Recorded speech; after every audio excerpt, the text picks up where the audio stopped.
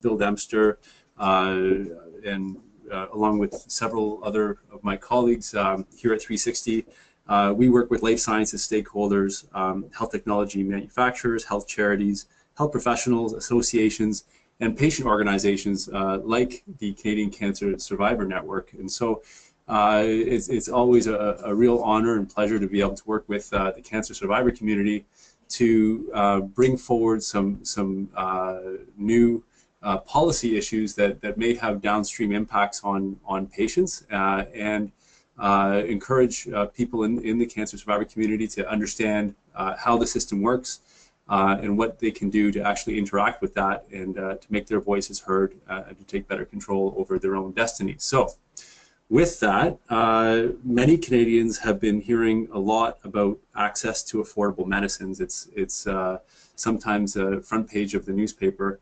and it's an issue that everyone has at least been reading about. I'm not sure if everyone is concerned, because not everyone is a patient, but we all may be one day, and so that's why I think this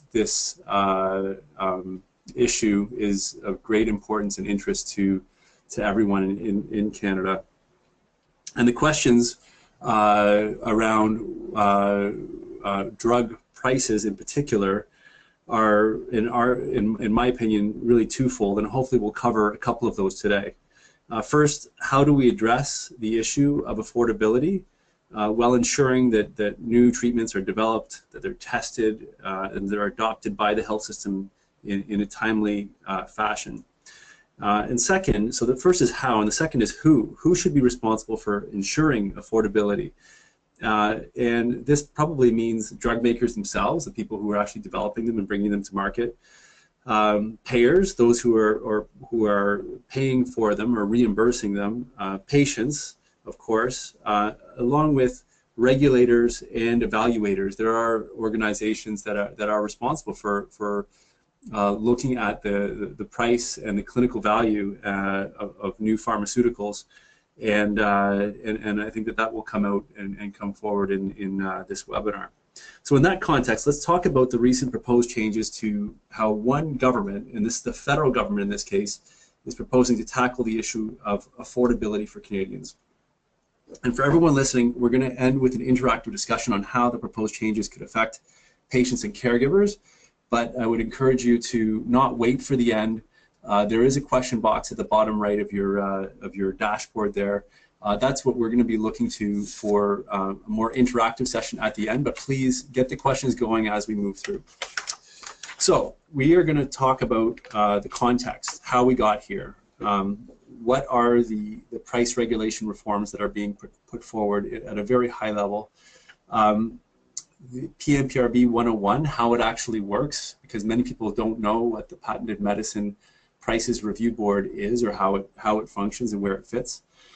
I'm going to then pass it over to my colleague Jerry, who will walk you through the 5 proposed changes in the document that we've got a screenshot there that they're actually consulting on now. We'll talk about the consultation timeline. What are your opportunities to actually engage with Health Canada on this issue? And finally, as I said before, we'll do an interactive Q's and A's at the end. So, how did we get there? What are the rationale for the reforms on pharma prices that have been put forward by the current health minister? So let's start at the beginning. They're highlighting the fact that Canadians are spending more on medications, especially in relation to other parts of the health system, sometimes proportionally, sometimes not. But overall, compared to when certainly the PMPRB was started in 1987, we are spending more of our overall health spend on drugs than we did back in the late 80s. Although it always depends on which time frame you choose, because actually since the mid 90s it's actually stayed somewhat stable. The next rationale is in a related point, is drug plan budget growth. The overall amount that the governments and private payers, which really are often employers in Canada, are spending on pharmaceuticals, and the fact that they have been growing in recent years. There's a growing number of medicines that have high per patient prices, And so we often hear about some drugs costing on an annual basis hundreds of thousands of dollars per year. And I think that this is an issue in the cancer community in terms of some of the numbers that some cancer patients face or they see in terms of the cost of their treatment. So even if they're often, hopefully, never the ones who are actually shelling out dollar figures that high, those numbers are contributing to drug plan budget growth. And so those are some of the Canadian factors. Another rationale for reforms on pharma price regulation is international price comparisons. How much, what is the price that Canadians are paying compared to what the prices are being paid in other jurisdictions that are similar to Canada, a la the United States, European countries, etc. But if you look at what, and we'll get into this a little bit later, the OECD, or the developed countries, around 35 of them in that organization. Where does Canada fit in that ranking in terms of the price that we're paying for each treatment? Total drug expenditure compared to other countries. So how much are we spending as a proportion of all of the GDP that Canada has on drugs? R&D spending levels in Canada. Part of the rationale for increased regulations is the lower reported research and development spending by the patented medicines manufacturers in Canada. We can talk about that a bit later if you'd like. And this is the last one, I believe, that's going to pop up here. For the health minister, she is not going to, at least in this round of reforms, talk about or consider taking on a federal national pharmacare program. The rationale for taking action now on prices at the national level, using this lever that the federal government has, is that first you bring prices down, and then we can talk about a national pharmacare plan. So this is what her contribution to that evolution.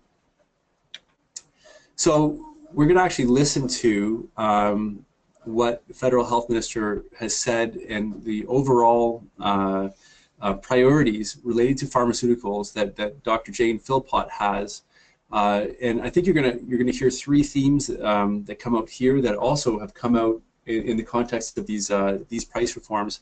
And this was last year at a conference, and it's rarely been said in such a tight 2.5-minute package. So we thought we'd actually show you a video, and I hope this works. Please let me know in the chat box if it doesn't.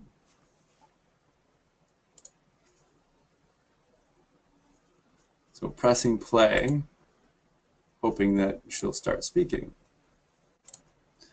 Okay, so I'm just going to get out of that and try pressing play from here. QuickTime not available. This is too bad. We should have checked the we're operating from a DOS computer. So hopefully I will be able to circulate a link to this video, and I encourage everyone to watch it. The gist of what she says is actually going to be on the next slide. This was announced last year, what she hoped to do in very broad terms, but the more substantive how she's going to do it came out on May 16th, just a couple of weeks ago, at a major policy speech in Ottawa, where again she focused on those three factors. How can we make drugs that the Canadians need more accessible? What can we do to ensure that they are affordable? And how can we ensure that prescription drugs are appropriately prescribed? And it's quite a long policy speech, and that's another link that we'd be happy to share with participants. The centerpiece of that speech actually was proposed changes to the pricing framework of the PMPRB. We're going to spend more time there. She also talked about the development of a national formulary or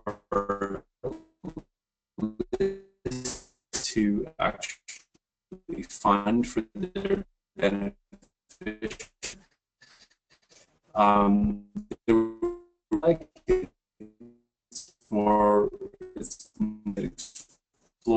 wondering what more resources for the previous webinars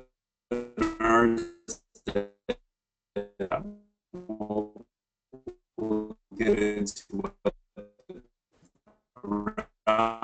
regulatory process that Health Canada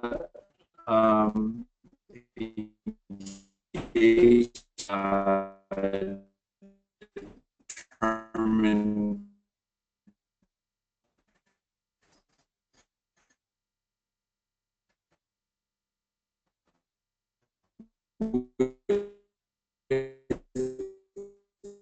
the health and opportunities for e-prescribing, so that Canadians know and their healthcare professionals know medicine cabinets, so that we can make sure that they're on the right products and the right treatments. Regulation reform, the evolution of how to where we are. I hope everyone can see. We just got to notice that the connection. Oh, we've been reestablished, so we should be fine.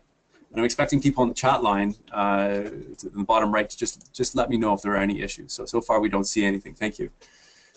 This actually dates back to 2014, when the board of the Patented Medicine Prices Review Board, and these are appointed board members from the federal government, 5 generally, it's up to 5, a maximum of 5, and in fact there are some board positions I think that we're still waiting to fill. But in 2014 they said we need a new strategic plan for the PMPRB, and they issued they posted their strategic plan, and that included a wholesale review of how the PMPRB actually conducts itself. The following year, in mid last June, they issued the PMPRB Guidelines Modernization Initiative. The guidelines are basically how the PMPRB conducts its reviews, and they asked for stakeholder feedback. And the CCSN, the Canadian Cancer Survivor Network, actually participated in that, along with quite a number of other patient groups.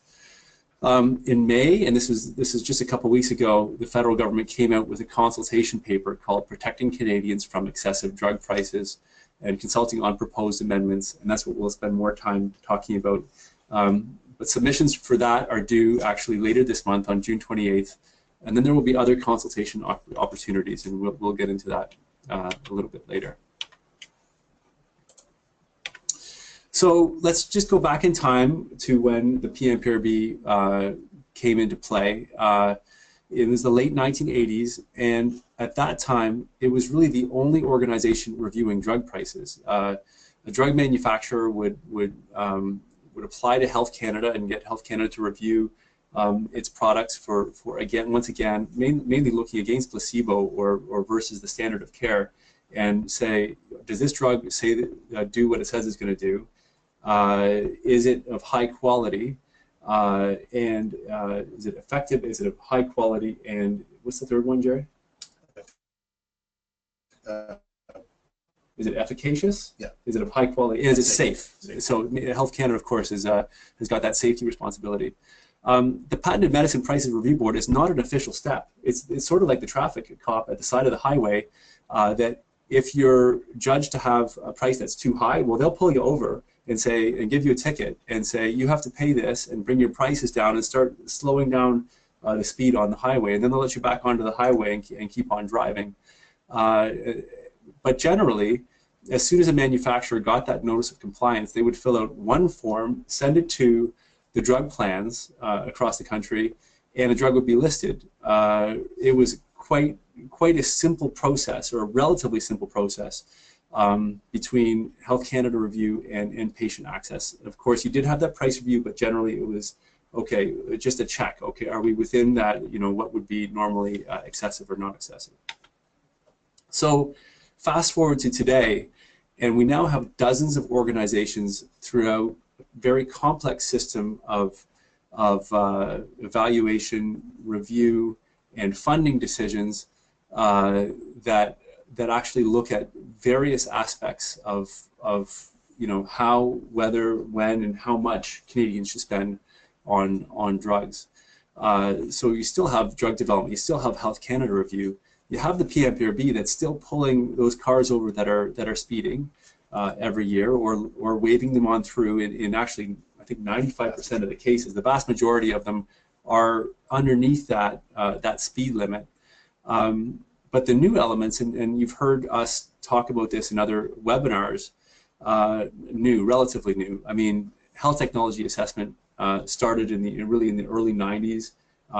CADTH, the Canadian Agency for Drugs and Technologies in Health, was formed and really got operationalized in 2003.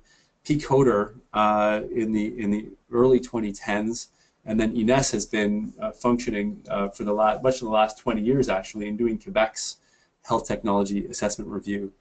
And just a quick recap: health technology assessment is looking at a product from two angles. Is it comparatively clinically efficacious? So how does it actually compare to the standard of care or other potential interventions? It could be surgical, it could be other drugs. And second, is it cost effective? Is this a good use of Canadians' money, again, compared to other things that are available? And INES does a similar review. And the Pan-Canadian Oncology Drug Review, that's PCODER, is actually part of CADTH, does that for oncology drugs. You have similar HTA mechanisms that are within hospitals. They have pharmacy and therapeutics committees that actually look at, should we actually invest in this? Private drug plans also rely on HTA. Actually, increasingly, they're looking at CADTH's reviews to help give them guidance, but they also have their own HTA reviews. And even the public drug plans, you would think it would go straight from CADTH to the public drug plans, but a lot of them have their own expert committees that are reviewing and analyzing these things for comparative, clinical, and cost effectiveness. The next level of review, at least on the public side, is the Pan-Canadian Pharmaceutical Alliance, that are jointly working across the provincial and federal government drug programs to negotiate directly with the manufacturer to actually bring, in many cases, that effective price down further. So that it's past the PMPRB. They're looking to get better commercial terms at that level too. And most interestingly, and again, we haven't hit patient access yet. Often you don't get patient access. I just want to put a quick plug in here in the cancer and the oncology world. The Canadian Association of Provincial Cancer Agencies, CAPCA, and CPAC, the Canadian Partnership Against Cancer, are starting to apply some other lenses or reviews or committees to some of these issues to actually look at issues around affordability and prices. And actually, I would encourage you to go and look at CAPCA's submission on the PMPRB website. They actually have we'll circulate that link as well. Finally, after a drug is yes, it's okay to sell and market. It's underneath that upper limit that PMPRB says you can actually sell a drug at and not be excessive. It's gone through health technology assessment, another HTA level, often at the drug plan level or the hospitals or in private plans.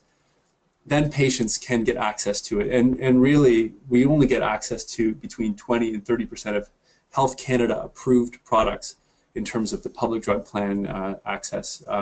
Private drug plans generally get a higher level of access, but Canadians, and many of them rely on the public drug plans, only get access to a certain percentage of actually what comes out of the Health Canada review. So let's talk about how the PMPRB actually works in practice and today. So what is the PMPRB? Well, it's a quasi-judicial federal agency.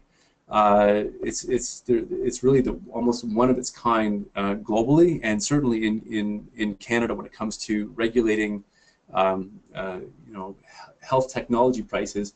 Some of the other bodies that you can think of maybe at the federal level would be like the Canadian CRTC that regulates broadcast pricing. It's one of a handful of federal regulators. In fact, because drug pricing was generally the provincial purview, they had to actually give powers to the federal government to even create the PMPRB.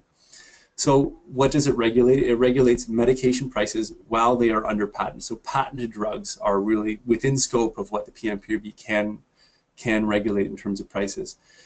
It reports to the federal health minister, although the act, the legislation that it actually, in terms of its regulatory function, is structured under is the Patent Act, which normally is part of the industry minister, or now the innovation minister's mandate. The sections of the Patent Act that are the PMPRB's sections are actually under the mandate of the health minister. And really the PMPRB does two things. It has two jobs. One, it's regulatory to ensure that prices charged by patentees or manufacturers of patented medicines when they're sold in Canada, that they're not quote unquote excessive. And second, reporting. The PMPRB tracks pricing trends for all medicines, and that's in generic drugs and even veterinary drugs, I think, is under its scope. And it also tracks the research and development spending of patentees or manufacturers.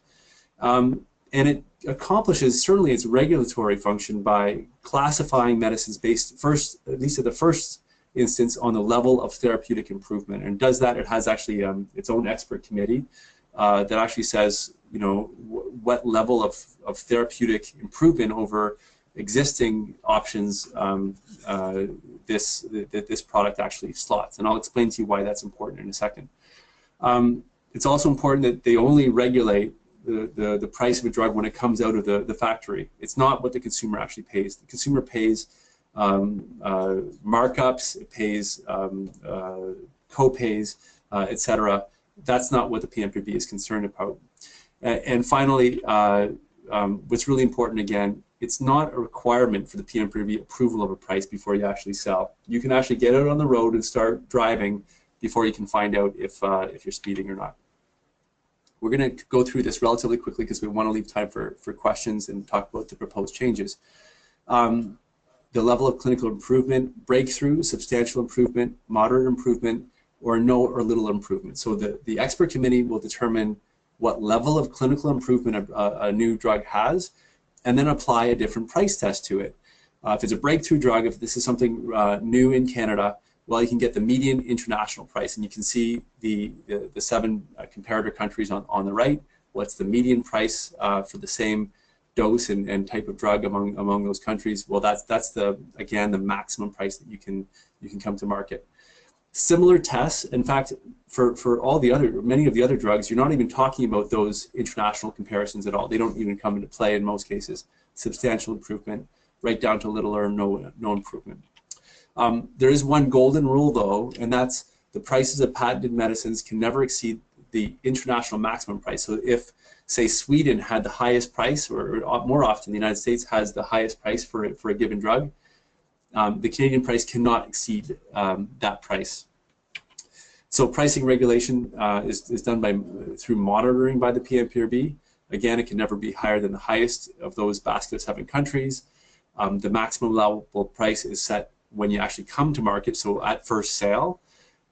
You're allowed to have annual price increases. Again, this is for the public price. You cannot actually get annual price increases when you're actually dealing with the payers in 99% of the cases.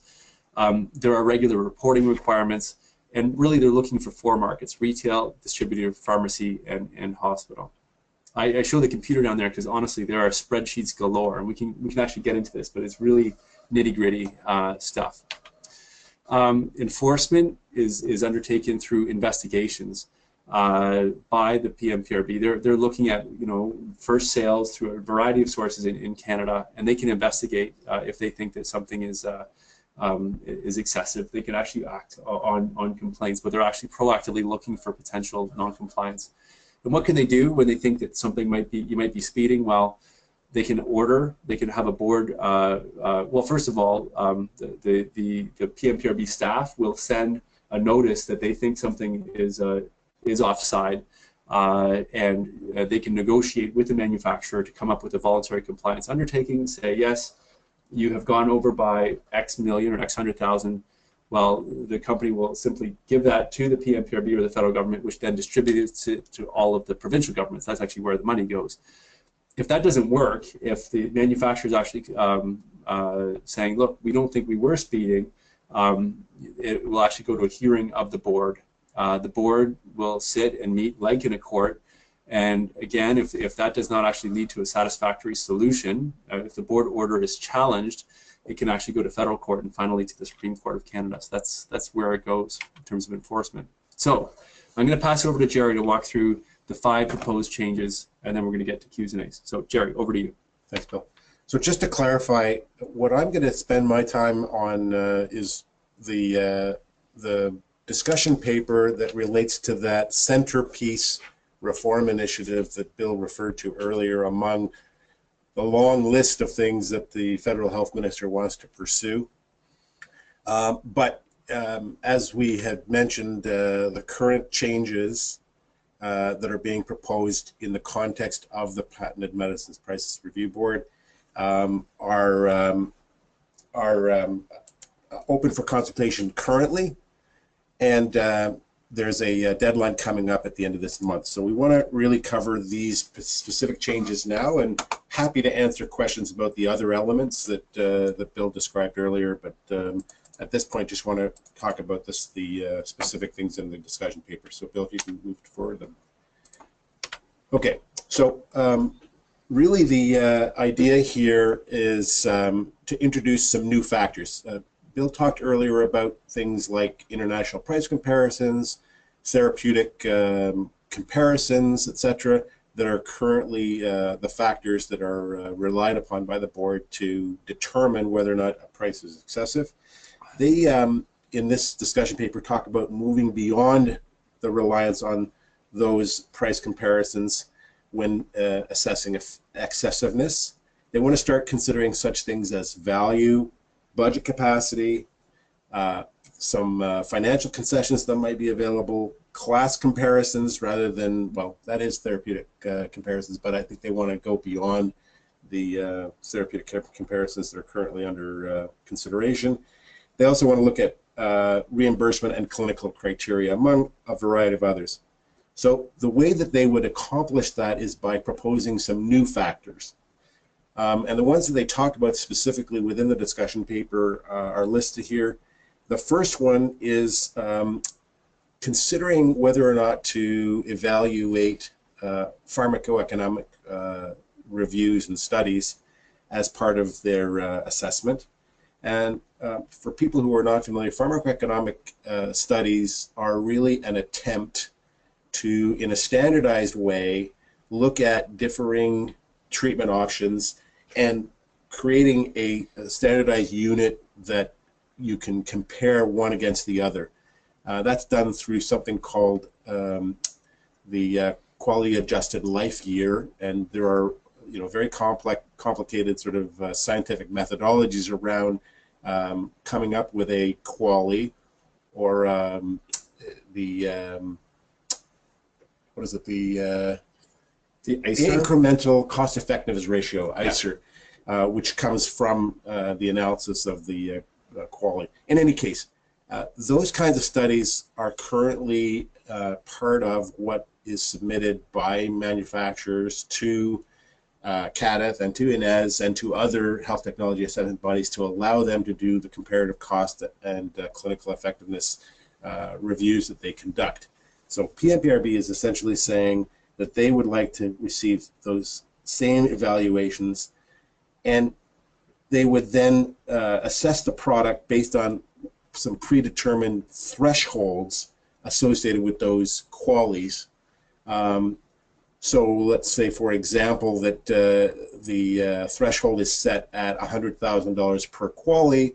They would say, well, if your price and cost effectiveness evaluation bring you within that $100,000, then you're okay.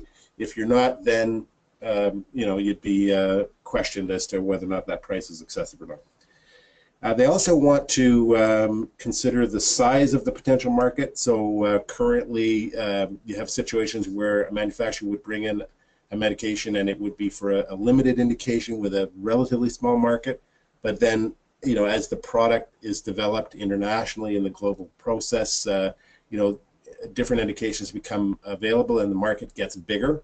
So the board would like to assess that potential and evaluate it against some potential market impact tests that would be associated with that.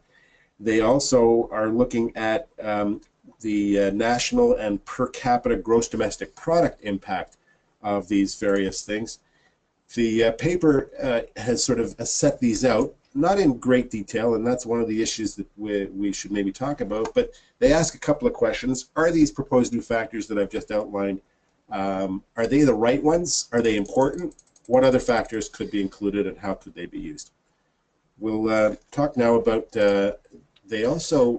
Can I just quickly jump in, Jerry? One point, we're making a lot of assumptions on how they would be used, and then one of the questions they asked is, how could the other factors be included?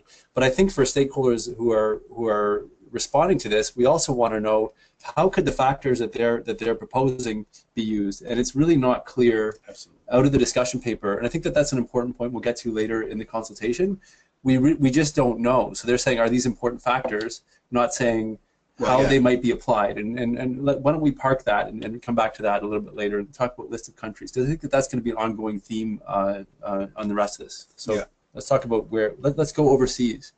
So in addition to some new factors that I just outlined, they also are talking about revising the list of comparator countries.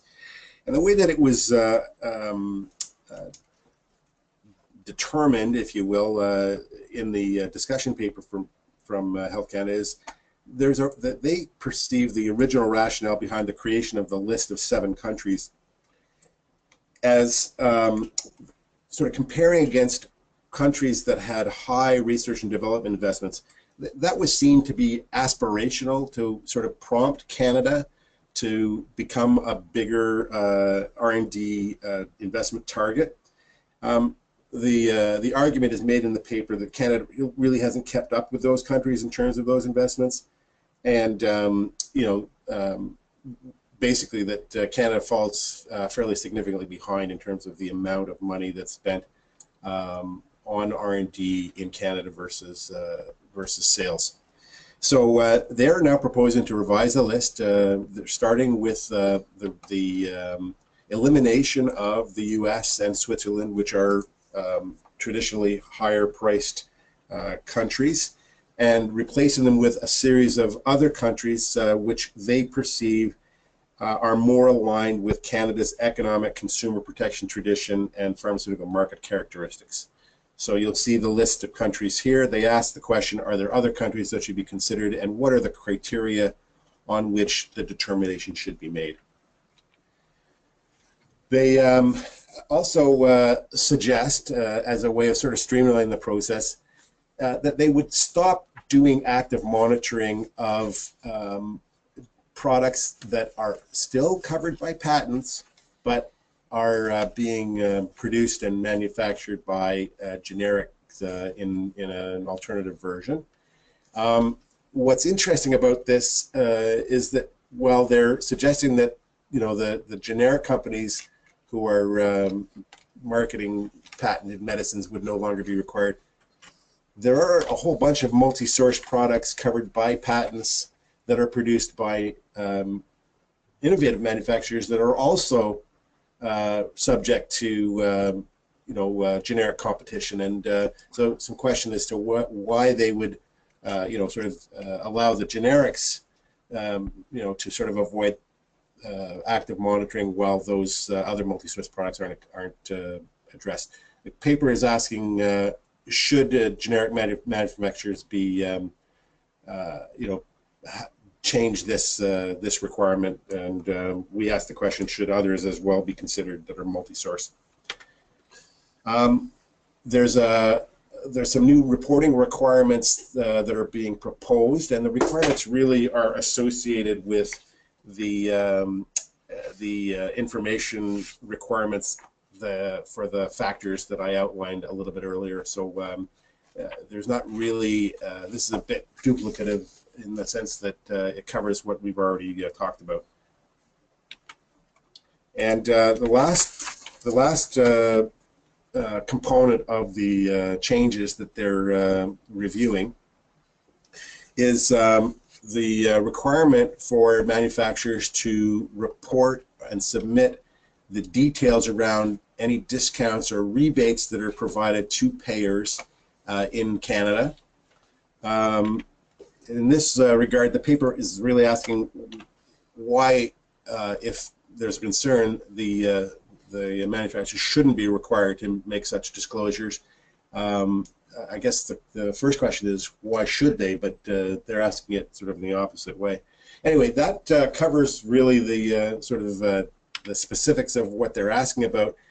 I want to talk a little bit about the consultation opportunity. Yeah, and actually, just a quick note to those on the line. Thank you so much. There's some really good questions coming in, and we hope to spend some time on those. So I'll wrap up pretty quickly here. So as Bill reported earlier, the minister's speech was on May 16th. The consultation document was released at that time. We are now in the process of going through some initial consultations that will lead to, or at least that are expected to lead to, draft regulations outlining the specifics around these changes in the fall of 2017, which will be affected by the input that's being provided by a variety of stakeholders in this current consultation that ends in June. At that point, there will be a mandatory 75-day consultation period from the point at which the draft regulations are published. Everyone will have an opportunity to comment more specifically on what those draft regulations are proposing, and that leads to the review and evaluation of those consultations, then leads to a formal regulatory proposal that is published, and the minister has suggested that she'd like to have that completed by the end of 2018. At which point, after the regulations are completed, we will of course see some fairly significant revisions to the PMPRB guidelines and a revisiting of the modernization discussion that PMPRB started last year. So here we are. We're at the point now where we've sort of run through all of the detail with you, and we're ready to begin addressing some of your questions. As Bill suggested, we've received a number already, and so I guess we'll take them sort of one by one and hopefully get through as many as we can.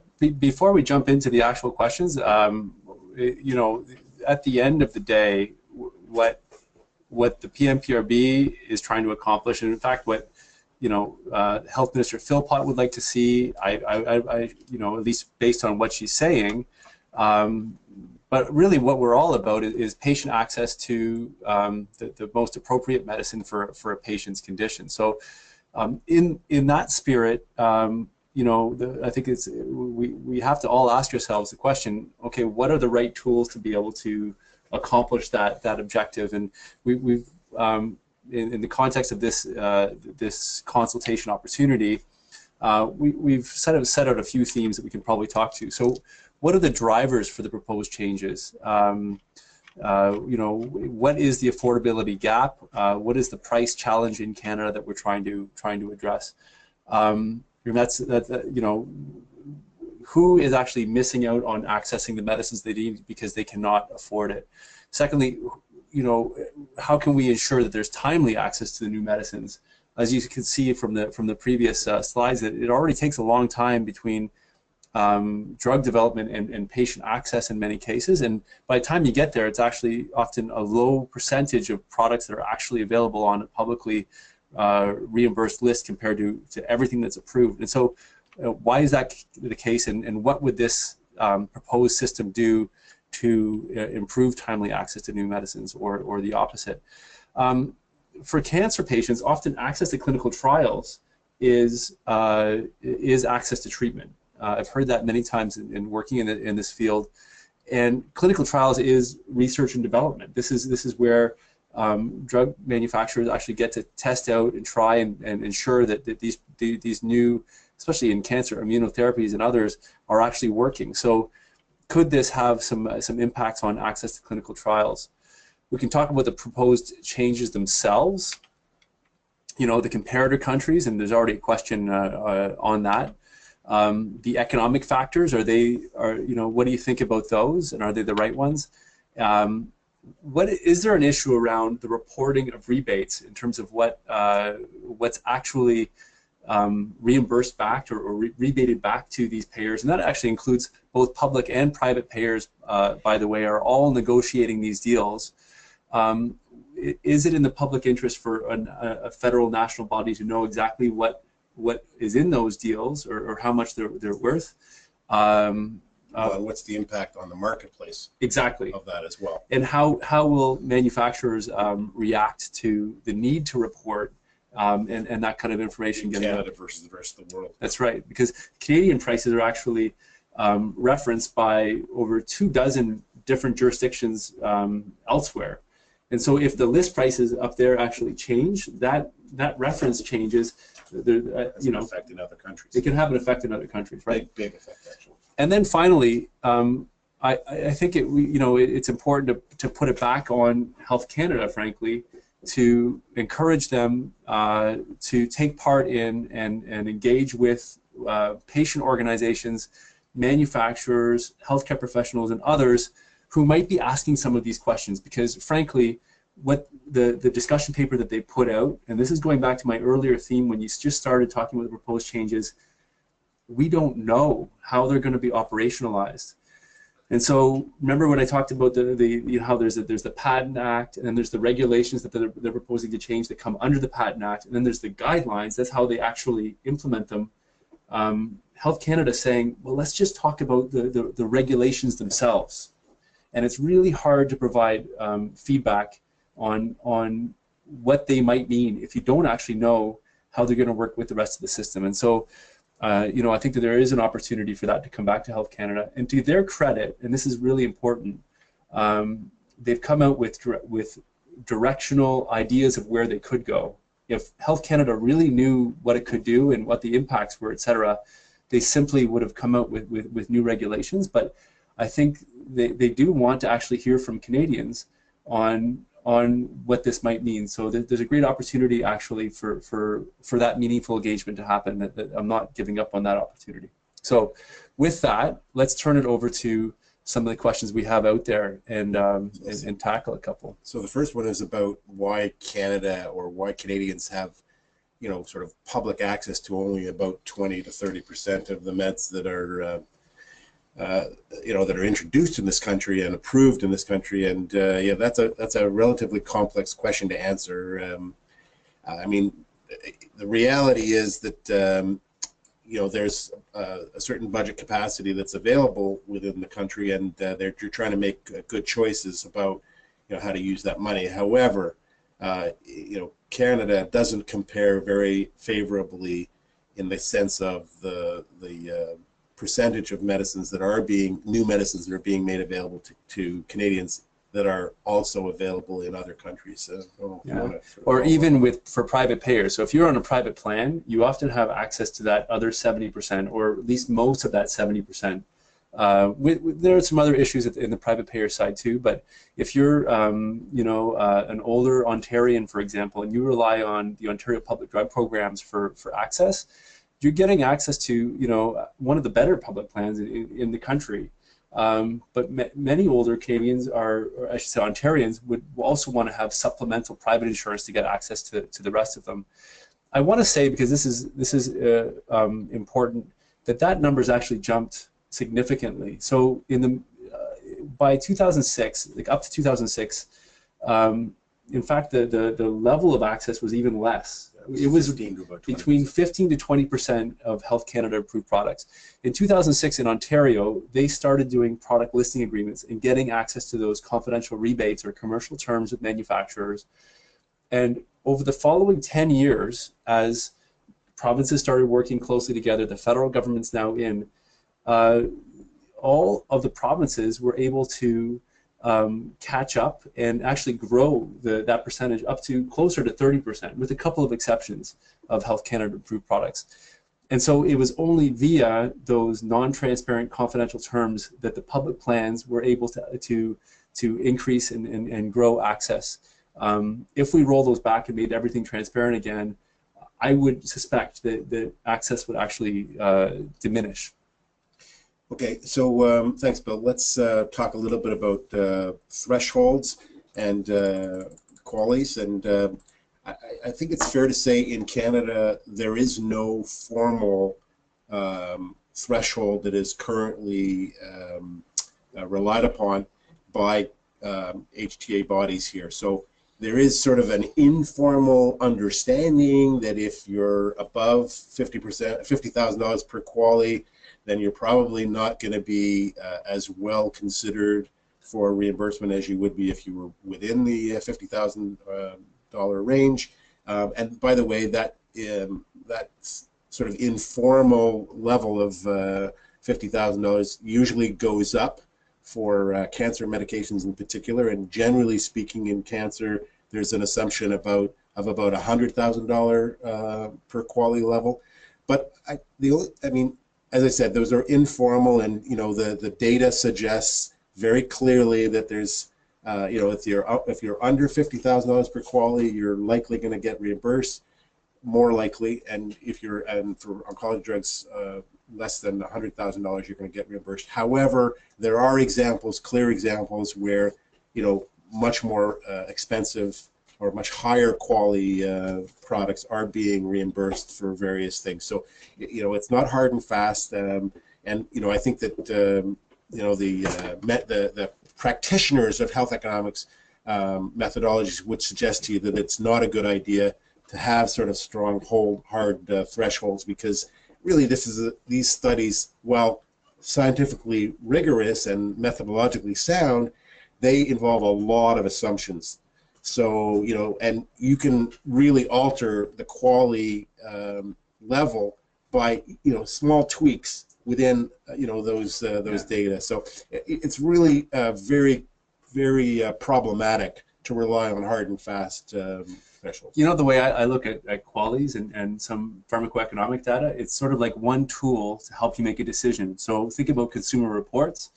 You hear about the screen quality and all of that. That helps you make a decision, but at the end of the day, it's really a whole bunch of things that go into that decision, and the quality is often one of them. So let's go on to another question about, well, R&D in Canada. Please explain the R&D in Canada. Who is responsible for the low level? And thank you, Catherine, for that question. And we could actually spend another webinar talking about that. On one hand, who decides where to invest in new research in Canada and the ecosystem? It's manufacturers and the life sciences industry. On one hand, certainly bringing a new product to market. Governments are also a huge investor in R&D in Canada, and so the total aggregate amount that they've been investing actually dipped for quite a while in the country. There's no doubt about that. A few years ago, it started to tick up in terms of the total amount. One of the other challenges for explaining R&D in Canada is that we're often talking about different numbers, right? So the R&D numbers that the PMPRB uses is a tax code definition of what would qualify. But you'll notice that some of the companies that they're reporting on are reporting zero R&D in Canada. But that's not the case. In fact, it's their global operations that are funding all their clinical trials. They're not running them through the Canadian affiliate. So that's just one example of where it's not being captured.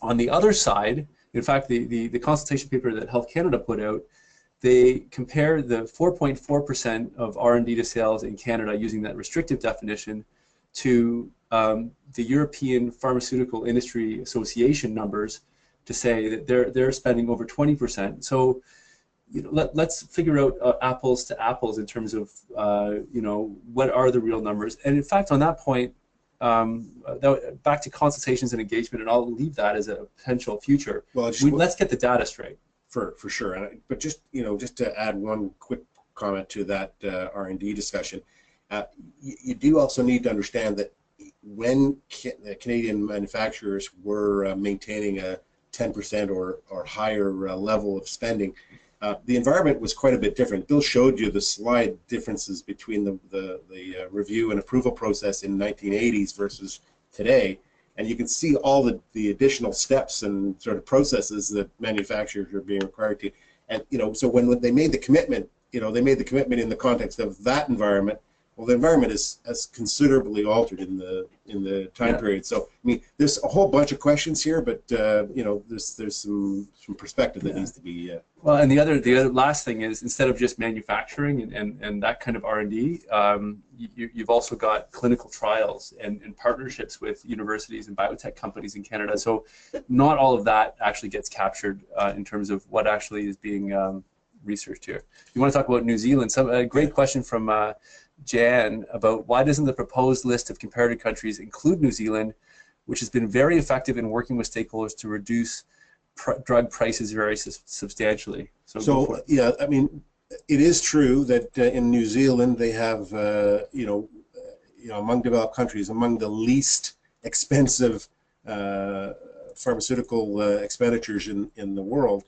Having said that, there's a trade-off there, and the reality is that New Zealand's pharmacare program is a highly restrictive program. They operate on a budgetary basis that says, we've got so much additional money, regardless of what innovative medicines are out there, we can only spend another 1 or 2% or whatever the number is. I mean, and that's fine for them. It's worked in New Zealand, I guess, for some people. But the reality is that people in New Zealand are receiving medicines that were developed in the 80s and 70s, not in the 2000s. And there's a very, very small number, very limited number of innovative medicines that have been introduced since that program was introduced. If that's the sort of medical system that Canadians want, then yeah, sure, we can have a conversation about whether or not the New Zealand model is the right one. But I think that there's a middle ground between that model, which provides very limited access to innovative medicines, and the current model that exists in Canada. Yeah, and it was not included. That's a good question to actually put to the PMPRB on why isn't New Zealand there? Why is Australia there? And the specific reasons why they chose South Korea, for example. It would be interesting to explore some of those, and hopefully that'll happen in the coming weeks before they come out with actual regulations. Okay, just a few more minutes, and thanks for the questions that continue to come. We have a broken line between PMPRB to private payers, and the Canadian private health insurers have previously asked to be at the table. And is the minister contemplating this? I know that the PMPRB is listening to and talking to private payers and Canadian consumers. They really want to hear from everybody on these issues, and private health insurers. There's only a broken line because they sort of bypass the private payers generally bypass CADTH, like the National Health Technology Assessment Body. It goes right from PMPRB right to them, and they're not negotiating collectively. They are a competitive group of companies. In fact, there are even like supra private insurer companies that actually help with the private benefit management programs that have a role to play. But they are negotiating very actively as well. I don't know if they're getting the same type or level of deals, but in some ways I think that they're asking the health minister for access to the same deals that the provinces and the federal government are getting. Yeah. At the same time, we might remember that the private drug insurance industry three of them are responsible for 2/3 or more of all lives covered in Canada, and so that's already a pretty big chunk of buying power, and they are, I understand, able to talk about some pretty interesting commercial deals themselves. Yeah, that's the point I was going to make, though. So. Okay. Maybe one more question here before we end up. Sure. Well, there's lots of questions. Unfortunately, we're not in a position to answer all of them. Yeah. So, Dennis, thanks. I could always count on you to ask one about if CEOs of pharma making over $20 million per year were reduced by 20%, how many more people would have access to meds? That's a, look at the cost per qualities, and you can do the math. That comes out to, I guess, $4 million. So how much more meds would that actually buy? I know what you're getting at, but you know, keep the questions coming. Does the consultation paper include biosimilars and how to grow the market to produce reduction pressure on pricing? You know, Kelly, that's a really good point and question and theme, and it goes to the style of this report, which actually calls for good economic analysis. Like, I'm talking about macroeconomic analysis. Like, if this happens in the market, then this is how people would probably react. And again, I would go back to specific examples for, you know, what would happen if this price came in. And one of the key questions here is, when a biosimilar comes to market in Canada, it's coming forward with a transparent price often that's significantly lower, and that's what's expected. There's already price pressure underneath that ceiling price for the innovator drug. And to be clear, biosimilars are subject to PMPRB, so that's right. You know, they are clear, but they usually come in at a lower price than the innovative reference product that they're competing with, for sure. Exactly. So I think the main point is, what are the economic pressures that are either already bringing prices down effectively in Canada? And it should be noted too that the PCPA, all of those public plans that are negotiating together, they don't deal with a static price. They're actually renegotiating deals. So although the PMPRB is talking about rebenching sometimes or lower prices on a consistent basis, in many ways that's already happening. We don't see it happen because but it is happening. I think we're sort of at the end here. So one more, or how are we doing? Well, yeah, it'd be tough. I mean, there's a question here about, will PMPRB move us closer to a national prescription program? And I guess the answer to that one is that they're really not specifically connected. You know, I suppose you know, if there were I mean, it already does establish a national price level, and so this would only really have the impact of bringing that effective price level down a notch, but it wouldn't facilitate a national program necessarily any more than, you know, other pricing regimes. But it might, and you know, I think that it would be a good idea to actually workshop and actually run some numbers on if this then that. So you know what, to close out the webinar, I mean, a lot of this has been editorial or our you know, perspectives. And I mean, Jerry, you've been in this area for over 25 years, and I've been at it for over 15 years. And we've rarely seen a time in the bigger pricing and reimbursement environment of such change and flux. Yeah. So changes. This is part of a ton of other things that are going on. And we, you know, thank you for your 1 hour of attention. I'm sorry the audio didn't work. I'll leave you with 3 things from our perspective that we would like to see. One, we don't know how a lot of these proposed changes would be operationalized. How would they actually work in practice? So in comparison to what's already being done. Exactly, in comparison to what's already being done, or as the paper says, international best practices, which they really don't go into at all in terms of what are those best practices out there in the world, and how do they function? Is it a private and public market like Canada? The second thing is that you know, we would like to see is effective engagement with economists, with patients, with clinicians, etc., and running some of those numbers. And we're hopeful that webinars like this and Health Canada is going to take the opportunity to really listen. And if we have to have another webinar, this is a shout out to Chad and Jackie and Mona at the CCSN. We would more than welcome it, and we'd actually encourage some people who are responsible for going forward with these changes to actually take part in them as well, so that they can directly answer some of these specific questions, hopefully live. And thank you all for signing in. Again, this has been one of the more popular webinars that we've done, and it'll be available offline. So with that, back to you, Chad, and thanks everyone for logging in, and thank you, Jerry, and the team at 360 for helping bring this together.